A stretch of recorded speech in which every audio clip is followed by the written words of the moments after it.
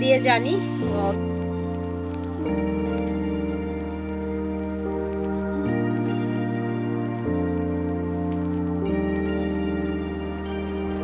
আসসালামু আলাইকুম এভরিওয়ান, আশা করি সবাই ভালো আছেন। অনেক ঠান্ডা লেগেছে, গলার ভয়েস শুনি হয়তো বুঝতে পারছেন, গলা একদম বসে গিয়েছে ঠান্ডা লেগে। তো অনেকদিন পরে আবার ভিডিও নিয়ে আসলাম, আর আজকের ভিডিওটা থাকবে সম্পূর্ণ আমার বাসায়। আমার ভাস্তি আসতেছে, তাকে নিয়ে বলতে কি করে না করে সারাদিন বাচ্চারা, সেগুলোই আজকে আমার ভিডিও টপিকস থাকবে, আর কিভাবে আমরা আমাদের দিনটা পালন করলাম। আসলে আফসিন তো সবসময় ওর ফুপির বাসায় যায়, সেটা মাঝে মাঝে আপনারা ভিডিও ব্লগে দেখতে পান। আফসিনের ফুপির বাসা এখান থেকে খুব বেশি দূরে না, উত্তরা টু মিরপুর খুব কাছেই বলা যায়। তো প্রতি সপ্তাহে দেখা যায় আফসিনের তার ফুপির বাসায় যাওয়া হয়। কিন্তু আমার ভাস্তি তো তার ফুপির বাসায় আসতে পারে না, এত দূর মোহাম্মদপুর থেকে Uttara, not an easy job. Regular বেসিসে আসা, রেগুলার বেসিস না হয় বাদই দিলাম, মানে সপ্তাহে যে একটু আসবে 2 সপ্তাহে একবার, তাও হয় না, হয়তো মাসে একবার আসে। তো সেই দিনটাই আজকে আমার ভাস্তি আসতেছে, আফসিনের কাজিন, আফসিনের মামাতো বোন, ওর সিস্টার যাই বলি। তো আফসিন তো সকাল থেকে খুব এক্সাইটেড, সকালবেলা ঘুম থেকে উঠেই সে প্রথমে বলতেছে ওয়ারিশা এসেছে, ওয়ারিশা এসেছে। কিন্তু এখনও তো ওরা এসে পৌঁছেনি, মাত্র সকাল 10 মানে 9:45 বাজতেছে, হয়তো আস্তে ধীরে বের হবে বাসা থেকে। তো আসলে তো আমি শেয়ার করবোই আপনাদের সাথে। আর আমার ভয়েস নিয়ে একটু একটু কনসিডার করবেন, প্রচুর ঠান্ডা লেগেছে, বেশ কয়েকদিন থেকে ঠান্ডায় ভুগছি, এবং আমার এই ভাইরাল ঠান্ডাটা আফসিনকেও অ্যাটাক করে ফেলেছে। ও বাচ্চাটাও, আমার মেয়েটাও এখন একটু ঠান্ডায় এফেক্টেড হয়েছে, তো ওকেও মেডিকেশন দেওয়া হচ্ছে, ওষুধ খাচ্ছে। আফসিন মোটামুটি এখন একটু ভালো হওয়ার পর্যায়ে। তো বাহিরে দেখলাম এর মধ্যে আবার বৃষ্টি শুরু হয়ে গিয়েছে, এটা তো আবার আরেক সমস্যা। এই যে গুড়ি গুড়ি গুড়ি গুড়ি বৃষ্টি, গুড়ি বৃষ্টি না, ভালোই বৃষ্টি পড়ছে। আল্লাহ, বৃষ্টির মধ্যে ওরা কীভাবে আসবে, আমি তো এই টেনশনে পড়ে যাচ্ছি। দেখি ফোন দিব, ফোন দিয়ে জানি কি অবস্থা ওদের পরিস্থিতি, বাসার অবস্থা, তারপরে আপনাদের সাথে শেয়ার করব। তো যাই হোক, ভয়েস ওভার দিতে চাচ্ছিলাম না, কিন্তু তারপরেও কিছু কিছু জায়গায় ভয়েস ওভার দিতে হচ্ছে এই ভাঙা গলা, ঠান্ডা, সর্দি কাশি নিয়ে। কারণ পিছনে একটু ব্যাকগ্রাউন্ড মিউজিক বাজছিল, তো সেটা যাতে আবার ফেসবুক কোনো সমস্যা না করে, এই জন্যই একটু ভয়েস ওভার দেওয়া। এর মধ্যে আমি রান্নাবান্নার আয়োজন করে ফেলছি, আফসিনের কাজিন আসবে, টুকটাক তো কিছু রান্না করতেই হয়। আমার ভাস্তি মানে আফসিনের কাজিন আর কী বা খাবে, তারপরেও একদম আয়োজন না করলে তো হয় না। আমাকে অনেক হেল্প করে ঘর মোছাতে। কি হেল্প? এই যে এই হেল্প, ঝুল ঝাড় দেওয়ার যে ঝাড়ুটা আছে সেটা দিয়ে ঘরকে পুরো ক্লিন করে দিবে। বাই দ্য ওয়ে, ঝুল ঝাড়টা পরিষ্কার করা আছে, মানে এটা আমি ঝাড় দেওয়ার পর আবার পরিষ্কার করে রাখি, প্লাস্টিকের তো, তো পানি দিয়ে ওয়াশ করা যায়। কিছু মিল ওদের জন্য ওয়েট করছি কখন আসে, ভয়ও লাগছে, একটু টেনশনও হচ্ছে যে বৃষ্টির মধ্যে আসতেছে। বৃষ্টিটা, ওয়েদারটা খুব সুন্দর লাগছে আমার এখান থেকে, বৃষ্টির ভিউ অসাম অসাম।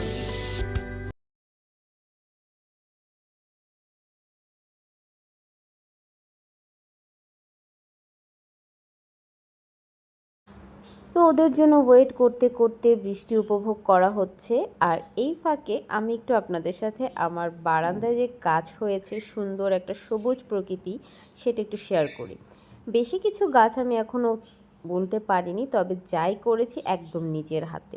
এই যে করলা গাছটা দেখছেন, এটা কিন্তু জাস্ট বাসায় বীজ থেকে তৈরি হয়েছে, মানে আমি বীজ জাস্ট বুনে দিয়েছিলাম, এবং এখন এত সুন্দর করে ঝাঁপিয়ে গাছটা হয়েছে, ইভেন করলাও হচ্ছে। খুব শীঘ্রই আমি করলাও খেতে যাব আমার নিজের হাতে তৈরি করা গাছে। আর ধনেপাতা তো আমি দেখিনি, মাঝে মাঝে ভিডিওতেই দেখাই, শেয়ার করি আপনাদের সাথে। ধনেপাতাও আমার গাছ থেকেই খাওয়া হয়, আলহামদুলিল্লাহ। রান্না বান্না ডান, এখনও আমার ভাস্তিটা আসে নাই, ওরা এত কেন লেট করছে। এই যে বিরিয়ানি, গরুর বিরিয়ানি। আচ্ছা, এখানে কিছু আমি বেড়েছি, কারণ হচ্ছে আমার পাশের বাসার এক প্রতিবেশীকে আমি একটু দিব চিন্তা করলাম, বাসায় যেহেতু একটু বিরিয়ানি রান্না হয়েছে, আঙ্কেলকে একটু দিয়ে আসি, জাস্ট একটু একবেলা খাবে। বয়স্ক মানুষ একা একা রান্না করে, খারাপ লাগে দেখতে।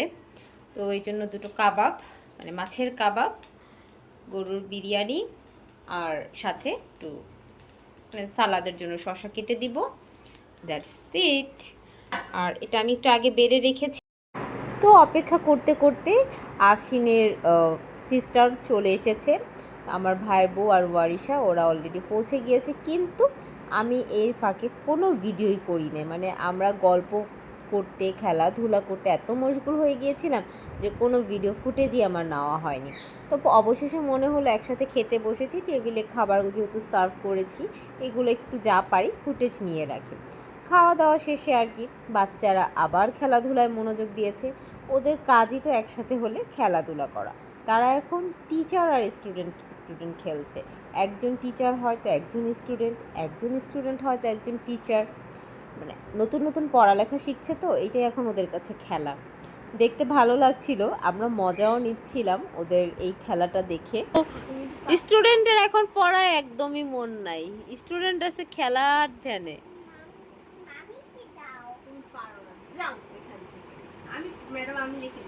হ্যাঁ ওই তো,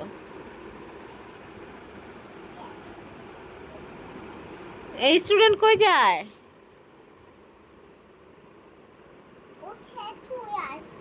ও স্যাড হয়ে আছে।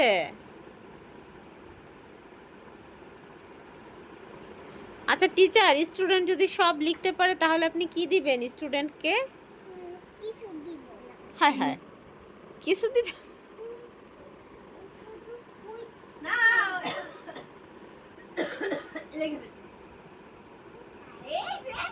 এ কি টিচার, খুঁজেই পায় না। এখন কি দিবেন আপনি? তো খেলাধুলা শেষ করে বাচ্চারা কিন্তু এই ফাঁকে একটা ঘুমও দিয়ে নিয়েছে। এখন ঘুম থেকে উঠে তাদের বায়না যে তারা পার্কে যাবে। আমার বাসার এখানে খুব সুন্দর একটা বাচ্চাদের জন্য পার্ক এরিয়া আছে, আর আমার বারান্দা থেকে ওই পার্কটা একদম সুন্দর স্পষ্ট দেখা যায়। সো আমার বাসায় কোনো বাচ্চা কাচ্চা আসলে তাদের ফার্স্ট আবদারই থাকে পার্কে নিয়ে যাও, পার্কে নিয়ে যাও। আর আমিও চিন্তা করি যে একটু সময় কাটিয়ে আসলো, বাচ্চারাও একটু ভালো টাইম পেলো, এনজয় করলো। তো বিকেলবেলা দুই বাচ্চাকে নিয়ে চলে গেলাম পার্কে। পার্কে আমি আফশিনকে আগে অনেক নিয়ে যেতাম, কিন্তু ইদানিং আর ওইভাবে নেই না, কারণ যেই গরম পড়েছিল বাবা। তো আজকে যেহেতু আমার ভাস্তি এসেছে, আফশিনের সিস্টার এসেছে, তো চিন্তা করলাম দুই বাচ্চা একসাথে কিছুক্ষণ খেলাধুলা করুক। তো ওরা পার্কের রাইডগুলো এনজয় করছে। রাইড বলতে তো তেমন আহামরি কিছু না, বাট বাচ্চারা একটু খেলাধুলার জন্য যতটুকু না হলেই না, সেই ব্যবস্থাগুলো এই পার্কে খুব ভালোভাবেই আছে। তবে একটাই সমস্যা, দেখা যায় যতবারই আমার মেয়ে এই পার্কে গিয়েছে সে কোনো না কোনো পোকা মাকড় মশা মাছির কামড় খেয়ে এসেছে, যার কারণে আরও বেশি নিয়ে যাওয়া হয় না। কারণ পার্ক বলে কথা, স্বাভাবিকভাবে পোকামাকড় থাকবে, এটাই নর্মাল। তো ওরা খুব সুন্দর এনজয় করছিল, কিন্তু সমস্যা একটাই বাধে, পার্কে গেলে তার আসতে যাবে না, ওখানেই থাকবে, পারলে কাঁথা বালিশ নিয়ে রাত ওখানেই ঘুমাবে। কি আর করার, অনেক ধরে বেঁধে তারপরে বাসায় নিয়ে আসলাম। বাসায় এনে একটু নাস্তা টাস্তা করিয়ে দিলাম। আর এর মধ্যে আমার ভাইও চলে এসেছে। দিন শেষে সবাইকেই তো যার যার নিরে ফিরতে হয়। আমার ভাস্তি তো সে যাবেই না, সে বসে হাই কি কান্না কি আহাজারি, আমি যাব না, আমি আফশিনের কাছে থাকবো, আমি ফুপি বাসায় থাকবো। দেখে খুব খারাপ লাগছিল। সম্ভব হলে আমি ওকে রেখে দিতাম, কিন্তু এত ছোট যে রাতে মাকে ছাড়া অবশ্যই ঘুমাতে পারবে না, কান্নাকাটি করবে, তার উপরে আমার বাসাটাও দূরে। সো কান্না করলে যে আমি হুট করে ওকে দিয়ে আসবো সেটাও পসিবল না, তাই বাধ্য হয়ে ছোট্ট সোনাটাকে পাঠিয়ে দিতে হলো। আর আফশিন খুব স্যাড হয়ে গিয়েছিল, কি আর করার, যেতে তো হবে।